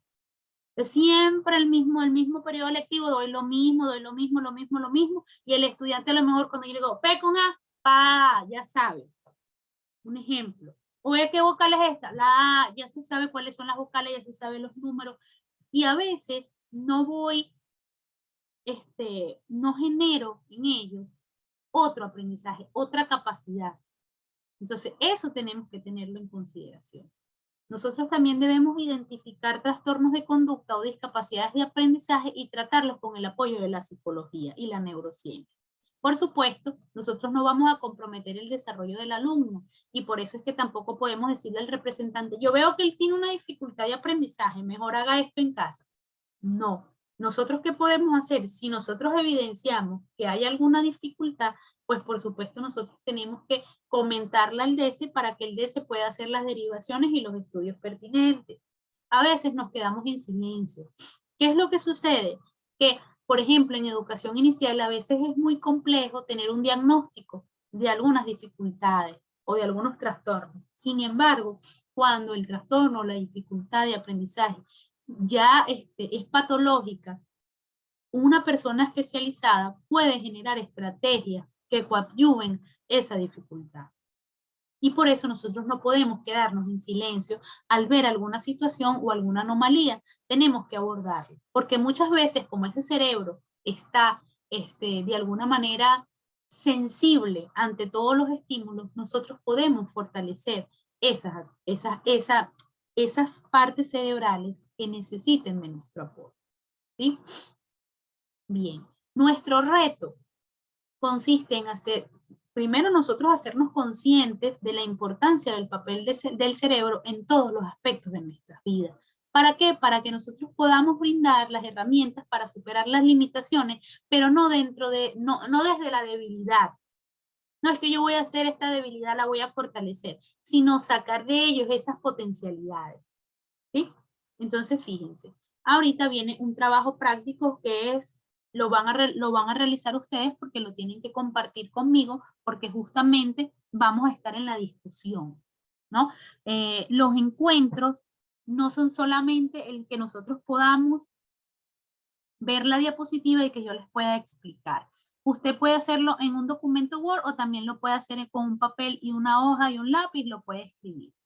Yo quiero que ustedes, después de haber escuchado toda la temática del día de hoy, ustedes me puedan decir qué aporta la neurociencia al proceso de enseñanza-aprendizaje. ¿Qué aporta? Por supuesto, desde sus áreas, desde las distintas áreas. ¿Sí? Entonces, sencillo. O sea, ¿qué sienten ustedes que va a aportar la neurociencia al proceso de enseñanza-aprendizaje? ¿Me escribieron por el chat? Ok. Chévere, Víctor. Que pases buenas noches. Muchas gracias por acompañarnos. Gracias por tus palabras.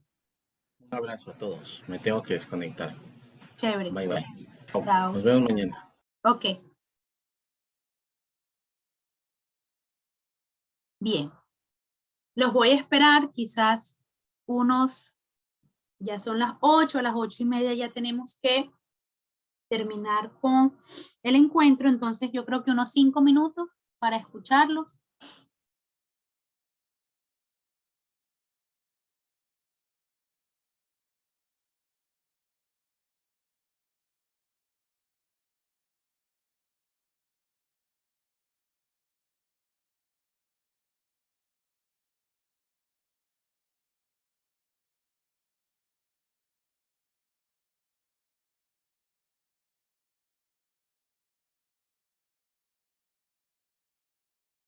El que ya lo tenga listo me dice que ya lo tiene listo y lo dice.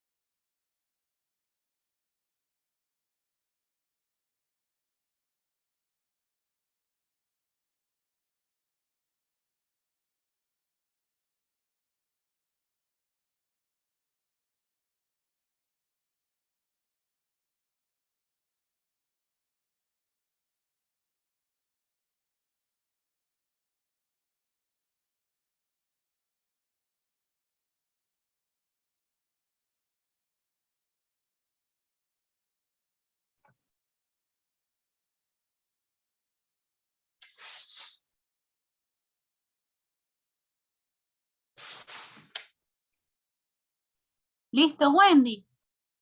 A ver, yo creo, de lo que le he escuchado, buenas noches con todas. A ver, creo que todos los días o durante todo este tiempo que he logrado trabajar con niños, he escuchado mucho de lo que ya había comentado. De hecho, son muchas de las normas que nosotros usamos en la escuela, lo de la lonchera saludable, y siempre nos enfocamos en eso, ¿no? Eso que los niños se vuelven loquísimos con un chocolate o algo. Yo creo que más bien nos enfoca esto de la neurociencia, todo esto, nos enfoca a entender más bien a nosotros, a despejar, porque a veces, claro, se escucha de los mismos padres que te dicen, uy, no, es que mi hijo lo hizo rápido o algo, más bien te enfoca a entender por qué pasa esto. O sea, ¿qué hacer para que el niño o la niña despierte esa motivación, la atención, o si no, las emociones? O sea, ¿cómo enfocarte en eso? ¿Cómo saber estimular esa partecita que a veces tú te quedas así? ¿Y cómo lo hago? O sea, a mí personalmente, yo digo en la clase, soy otra niña más. Los niños son mis panas. O sea, siempre digo eso. Es como el niño se siente, o sea, un ambiente acogedor, con la sorpresa, con la curiosidad, te logra entender muchas cosas de esto, o sea, cómo es el cerebro de ese pequeño, de esa niña pequeña. Entonces es más bien en eso, o sea, yo creo que todo esto a mí me ha hecho despejar algunas dudas, o sea, y quiero despejar esta incógnita que dice que el miércoles, ¿qué hacer para activar estos estímulos? O sea, ¿qué hacer? ¿Cómo hacerlo? Entonces, más bien es eso, ¿no? Ver desde las emociones, ver cómo funciona su cerebro, ver cómo para ellos se les hace hasta más bonito, factible aprender. Entonces, básicamente es eso, cómo estimular o activar ese cerebro pequeñito. O sea, las emociones, el niño de preescolar o preparatoria es mamífero, siempre nosotros decimos eso en las reuniones, ellos siempre te ven, ellos siempre quieren estar ahí. Entonces, emociones. Yo rapidito le asocio cuando escucho eso de la neurociencia con las emociones. O sea, cómo el niño se siente o cómo está predispuesto para aprender. Depende de mucho cómo se siente como para aprender. El ser y estar. Es más bien eso, o sea, siempre le asocio con eso, emociones. Cuando yo escucho algo, es emociones. Fíjate, Wendy, que has dicho algo importante, y es que cuando tú entras a clase, tú también te conviertes en una niña.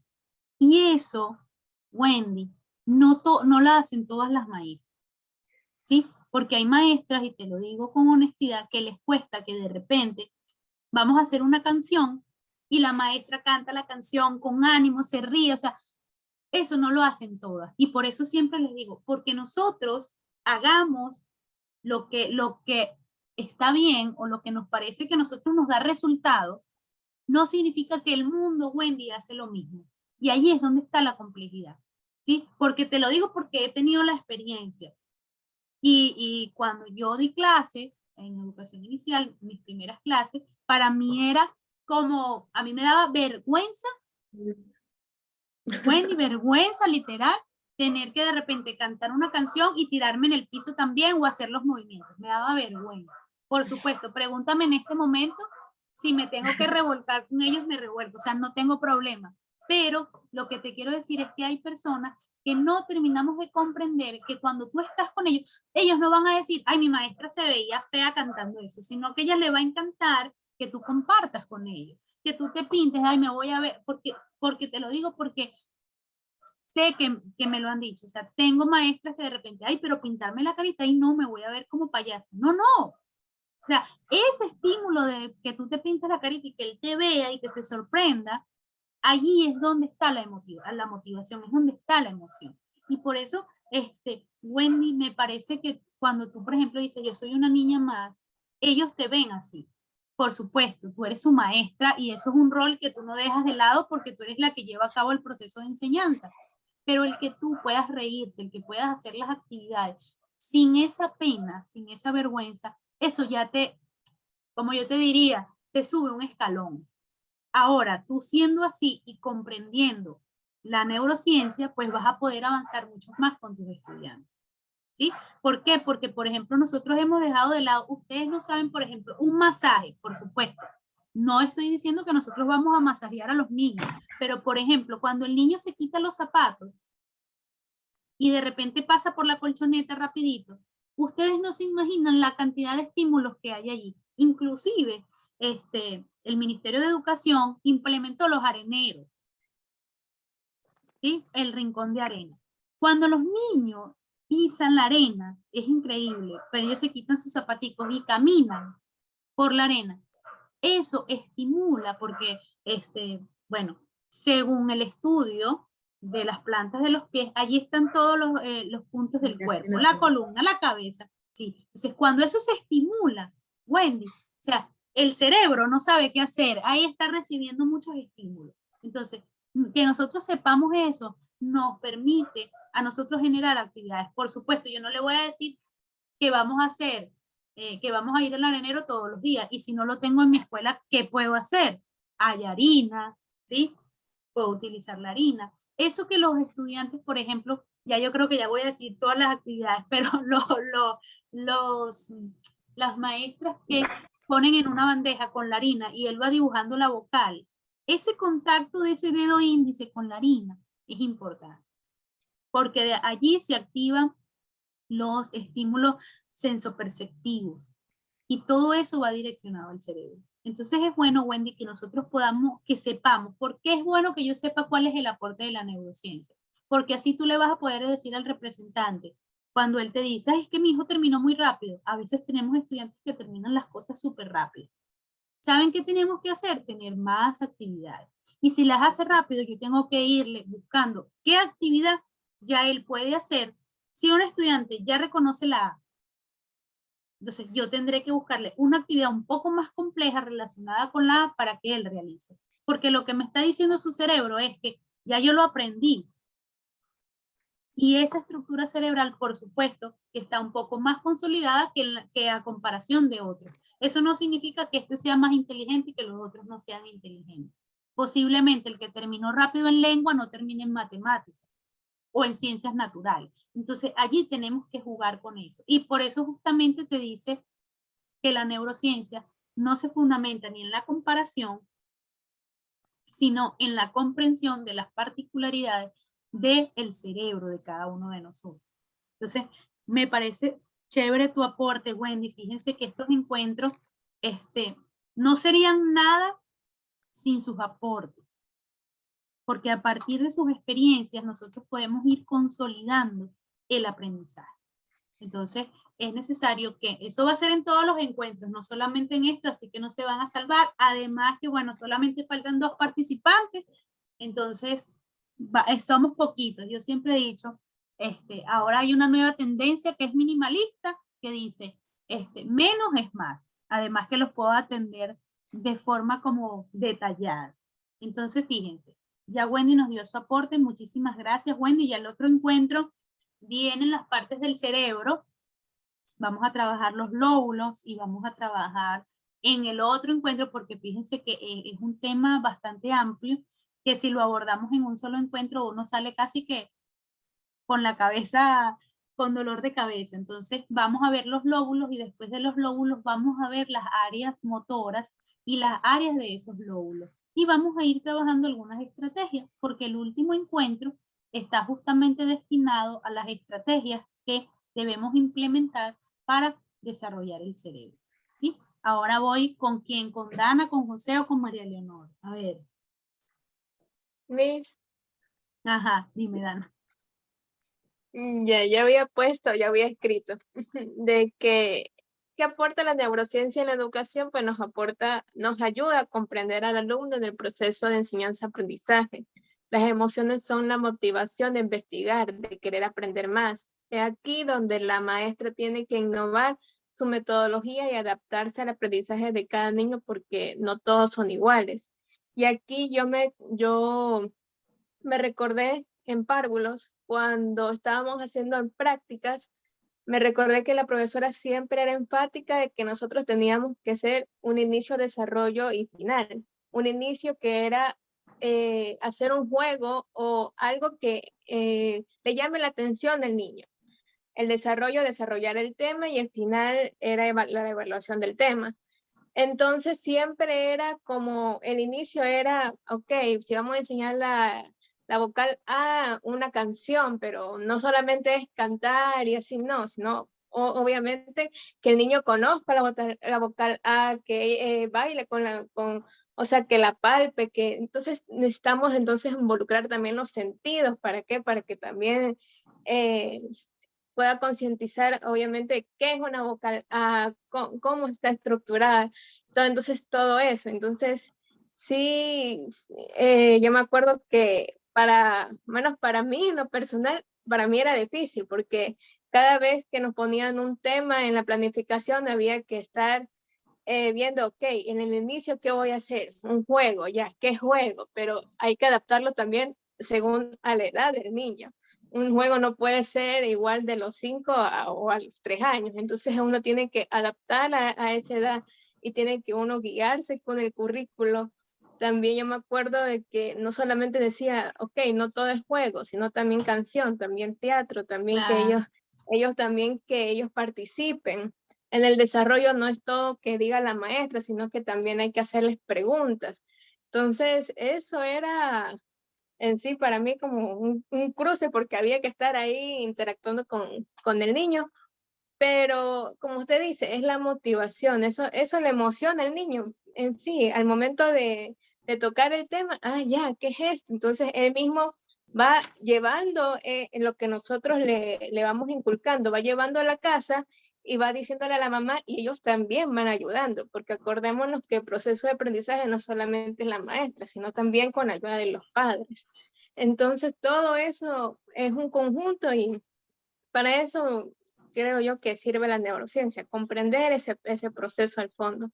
Es que justamente, Dana, cuando comprendes el proceso cerebral que no pasaba antes, porque no, lo que quiero decir es que los diversos modelos pedagógicos te van dando, ¿verdad?, varias estructuras de cómo tú vas a dar la clase. Por ejemplo, el conductismo, que yo siempre les he dicho, el conductismo no es malo, no es malo. Porque, por ejemplo, si yo en educación física tengo a mis niños en el patio y yo les digo, hagan lo que quieran, el niño se me puede montar en una matemango, se me puede caer. O sea, no es malo el conductismo, simplemente que nosotros debemos saber utilizarlo y, por supuesto, combinarlo con los otros modelos pedagógicos, que a veces tenemos esa concepción errada, que la educación tradicional no sirve. Entonces, no es que no sirva, es que por supuesto que la persona ha ido cambiando y necesita transformar tus estrategias, por supuesto. Entonces, eso que pasa cuando tú haces el inicio, desarrollo y cierre, eso se maneja en todas las clases y en cualquier metodología. Siempre hay un inicio, un desarrollo y un cierre, pero el inicio tiene que ser la motivación. Inclusive, si yo, por ejemplo, llego ahorita y les digo en el encuentro, hola, vamos a ver la neurociencia. Ajá, es esto. Ustedes son adultos, pero ustedes van a decir, Dios mío, pero... O sea, enseguida hay un impacto porque se maneja la emoción. A diferencia de que, hola, ¿cómo están? Bueno, miren, hoy vamos a aprender un tema importantísimo. Entonces ustedes se contagian de eso. Entonces, eso sucede con los niños también. Entonces, es importante que nosotros sepamos, por supuesto, somos seres humanos, no siempre estamos contentos, no siempre tenemos la misma energía, pero lo que nosotros tenemos que tener en consideración es que esa postura frente al niño, esa actitud, siempre va a generar en él un deseo distinto, un estímulo. Y ese estímulo, pues, por supuesto, puede ser que él quiera estar atento viendo a la maestra.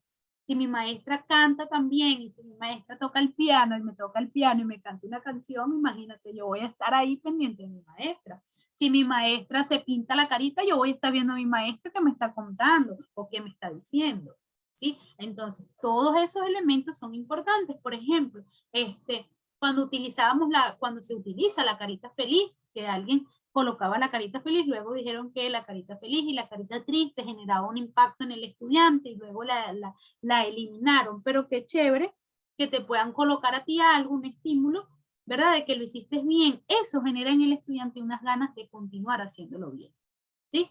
Por supuesto, el que no lo hizo también, a lo mejor no le pongas nada, pero todos esos estímulos van en el estudiante. Yo recuerdo que cuando uno le ponía un rojo en el examen, uno ya sabía que ya eso, bueno, que eso estaba mal. Y preguntabas por qué estaba mal. Por supuesto, ya eso ha cambiado. Tenemos ahorita una generación, a mí me preocupa bastante porque fíjense que los científicos la han llamado la generación de cristal. Entonces, es una generación que no se le puede decir nada porque se quiebran. Es así, es literal. Entonces, ¿cómo generas un pensamiento? O sea, ¿cómo yo le puedo decir, mira, Dana, tú estás equivocada, eso no está bien así. Mira, Dana, el trabajo no te quedó bien. Entonces, si Dana se va a quebrar frente a esa crítica, entonces, ¿qué voy a lograr? Si le tengo que decir a mi estudiante que todo está bien, ¿qué voy a lograr en él? Si él va a estar diciendo algo que no es y yo le voy a decir, muy bien, te quedó excelente. ¿Qué creo en el estudiante? Entonces yo tengo que generar en el estudiante la posibilidad de que él pueda saber que la maestra está allí para enseñarle y que si no lo está haciendo bien, la maestra debe decirle. ¿Sí? Entonces es importante que nosotros sepamos este desarrollo cerebral para que, no justamente para decirle lo que está mal, sino para saber que si en algún momento el estudiante está fallando en algo es porque hay que fortalecer una parte del cerebro. Hay personas que no creen en la neurociencia, como lo dice Francisco Mora, y lo que incurren es al castigo, lo que incurren es a la repetición, y eso también es válido, ¿no? Porque nosotros no podemos pensar de que cada vez que salga un modelo pedagógico, todos debemos sumirnos al mismo modelo. Y ahí es donde está la riqueza del poder dialogar. Mira, mi modelo pedagógico implementa esto. Nosotros no podemos dejar de lado a María Montessori. Por ejemplo, María Montessori estimula el desarrollo cerebral. Cuando tú analizas y estudias el por qué María Montessori o los recursos que implementa María Montessori, te vas a dar cuenta que todo eso genera un impacto cerebral. O las hermanas Agassi, todo eso va a generar un impacto. Entonces es importante que nosotros lo sepamos. Y esas cosas, Dana, que a nosotros se nos dificulta escoger un juego, una canción para un niño, allí tú también estás haciendo un desarrollo cerebral, porque estás en la búsqueda. Y eso en la manera que tú lo vayas practicando, eso se va a ir haciendo un poco más fácil. ¿Sí? Entonces, bueno, voy a darle el pase, no sé si José o María Leonor, que José encendió la cámara, no lo vi haciendo los ejercicios de gimnasia cerebral, me los debe para mañana. Buenas noches, profe y compañeras. Gracias. Bueno, mil disculpas por lo de pronto, estaba un poquito aquí desorientado y estaba en otras actividades a la misma vez. Claro. Pero ya estoy. Sí. Bueno, Okay. ya estoy ahorita enfocado en seguir este tema y me veo muy interesante. Bueno, para mí en mi caso sería aplicable para mí mismo porque no soy maestro ni algo afín, sino que a mí me llamó la atención por el saber de ese movimiento cerebral. Entonces, yo creo que para mí las neurociencias pues sería la manera, como dijo la compañera hace rato, la compañera Dana, que es la manera de conocer el movimiento mental y sería para aplicar y fortalecer las partes cerebrales. Pues bueno, en caso de algunos niños yo también comparto, porque tengo mis sobrinos que son pequeños, entonces yo los veo que hay ciertas áreas que hay que fortalecerlo. Entonces, todo esto yo sí le veo muy interesante y eso yo creo que la neurociencia es la mejor manera de estimular el cerebro y fortalecer el cerebro a la vez. Eso, profe y compañeros, gracias. Así es, José. Y ya te iba a preguntar si tenías sobrinos, porque así uno no esté en el área del ámbito educativo, pues uno tiene sus sobrinos, uno va a tener sus hijos, y todo lo que vamos a ver aquí te va a funcionar. Yo recuerdo que cuando yo estaba embarazada hace 10 años, esto de las neurociencias no estaba así como, no era el boom, pero yo sí había escuchado que era bueno estimular mientras la persona estaba embarazada, y yo utilizaba hielo, linterna, o sea, eso era constantemente. Entonces, yo pienso que cuando nosotros hacemos uso, José, de estas herramientas en nuestra vida cotidiana, con las personas que conocemos, también vamos educando. Por eso te digo, aunque tú no seas educador, el que tú hayas decidido, y por eso te voy a felicitar, el que tú hayas decidido asumir el estar aquí y escuchar esto y el desarrollo cerebral, porque normalmente eso no importa. Pero el COVID, José, ha generado un impacto en el desarrollo cerebral y en la salud mental de todos que es impresionante. Cualquier detalle, cualquier emoción que está fuera de lo que nosotros esperamos, nos está generando o ansiedades o depresión. Tenemos adolescentes con amplios niveles de depresión. Aquí en Guayaquil se han abierto clínicas móviles para tratar la depresión, y todo eso viene dado del cerebro, de la capacidad que tiene el cerebro para asentarse en un estado de ánimo. Porque nosotros estamos tristes, pero de repente ya tu mente te va diciendo, no, pero mira, estás saludable, estás sano, levántate, y tú mismo te vas animando. Pero actualmente esta depresión en la cual están sumidos los jóvenes, porque le cortaste todas las posibilidades de relación, José, todas las posibilidades de relación. Ya no se ven, ya no salen al cine, que eso era necesario, es necesario todavía, y eso se va a ir retomando. Pero lo que te quiero decir es que cuando tú conoces el desarrollo cerebral, tienes la posibilidad de decir, inclusive a algún familiar, hey, pero porque, mira, esto no lo pudiste hacer bien, o mira tal cosa, o mira este movimiento, por ejemplo, a veces tenemos familiares que les cuesta hacer alguna actividad física o le cuesta algún movimiento de la motricidad gruesa. Entonces es importante que nosotros sepamos, porque esto va a contribuir a que tú puedas comprender muchas veces lo que pasa con tu sobrino o lo que pasa contigo mismo. Cuando quieras aprender otra cosa, cuando quieras, qué sé yo, aprender inglés, italiano, alemán, o quieras aprender una práctica deportiva nueva, tú vas a saber que al principio va a ser complicado, pero que tu cerebro, a medida que tú lo vayas estimulando, va a ir aprendiendo. Entonces, de verdad que te felicito a este caballero, bueno, espectacular que nos tocó en este encuentro. Chévere. Ahora sí, María Leonor. Yo. Bueno, una clave muy importante que nos dice la neurociencia es despertar en los niños la curiosidad y saber cómo programar o enseñarle a los niños dicha clase.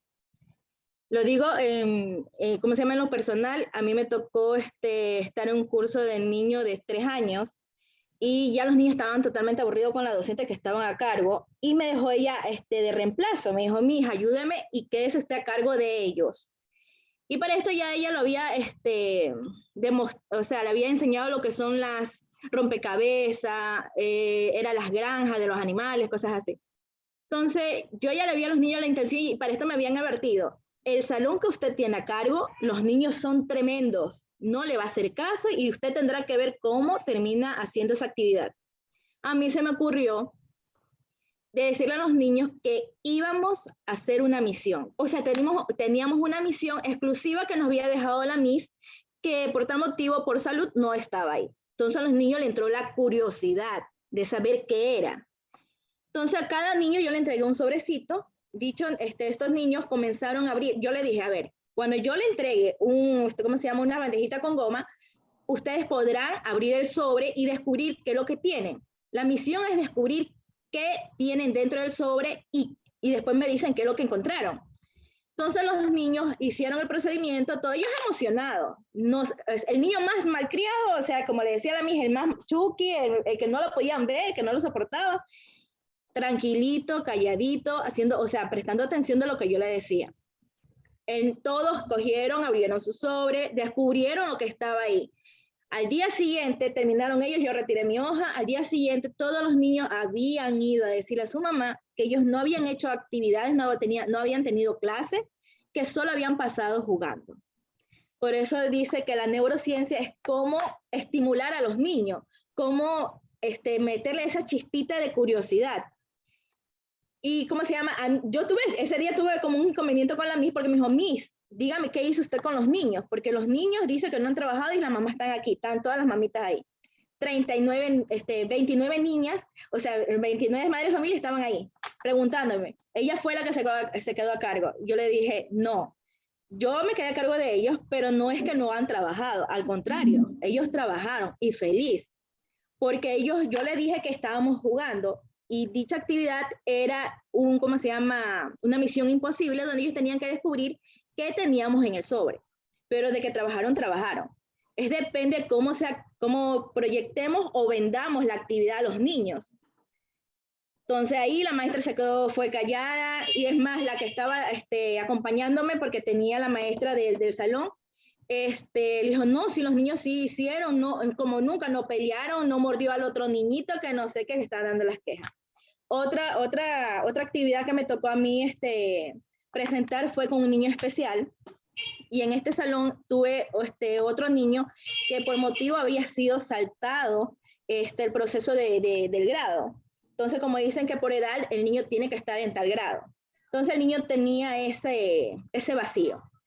Entonces, me tocó a mí coger, como usted dijo, hay dichas bastantes actividades. En una de esas me tocó a mí coger un papelote y dibujar las vocales, el número 1, pero ponerle, ¿cómo se llama? Torunda o bolitas de algodón, para que el niño se saque el zapato y comience a caminar. Porque a través de esto le ayuda a las neuronas al niño de reconocer cómo es el numeral. Después comenzamos a trabajar con las manos. Y al fin y al cabo el niño aprendió más rápido que los demás. Entonces la misma decía, mijo, ¿usted cómo hizo? Le digo, lo que pasa es que como tengo un niño especial y este niño tenía ese desfase, yo lo cogí a cargo y lo estimulé al mismo tiempo con el otro niño. Y los dos se pusieron al mismo nivel de los otros niños. Entonces ella me decía que cómo hizo. Y como había bastante niños, en este salón había 39 niños, entonces 39 niños para una docente se le complicaba bastante. Entonces yo me tomé el atrevimiento de coger a este niño para que se estimule junto al niño especial.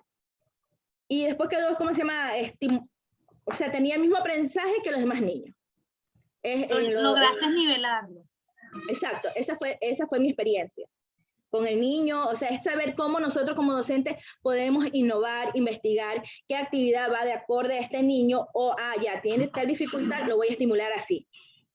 Así es, María Leonor, y fíjate que has utilizado de alguna manera las herramientas, o sea, porque en la misma búsqueda van saliendo estrategias que utilizan recursos que estimulan el cerebro. Por ejemplo, el utilizar las bolas de algodón para que el estudiante se quite el zapato y pueda pasar encima, no solamente él está reconociendo con el movimiento de su cuerpo la figura del numeral, sino que también le estás agregando un estímulo distinto que él no conoce. Y también es algo novedoso. O sea, está jugando con varios elementos que son importantes. Y eso de alguna manera incide en el aprendizaje. Muchas veces nosotros aprendemos algunas cosas también jugando, ¿sí? Nosotros que somos adultos, cuando a ti te dicen, tienes que estudiar para un examen y tú ves el libro, ya tu cerebro dice, Dios mío, estudiar. Pero cuando ese estudio a ti te gusta, te agrada y hay algunos elementos que te favorecen el aprendizaje, pues entonces eso se hace ameno. Entonces, lo que vamos a trabajar en el próximo encuentro es el desarrollo cerebral del estudiante, ¿verdad? De los niños, no del estudiante. Yo les digo estudiante porque como somos educadoras, para nosotros son estudiantes, pero es el desarrollo cerebral del niño, ¿sí? Desde la gestación. Y vamos a ver los procesos cognitivos que en él se generan.